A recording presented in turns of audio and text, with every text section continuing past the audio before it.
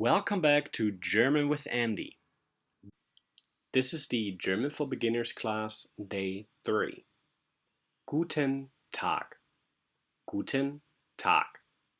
Good afternoon or good day.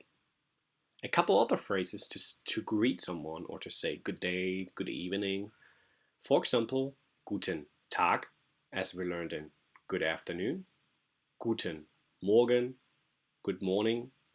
Guten Abend, good evening, or Gute Nacht, good night. Once again, Guten Tag, Guten Morgen, Guten Abend, Gute Nacht. Another couple of useful phrases. Es ist ein guter Tag. It is a good day. What does gut stand for? Good. Gut, good. Der Tag, the day. So literally you're saying Guten Tag, good day.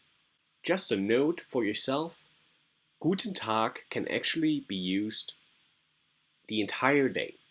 In German we just use Guten Tag at any given time.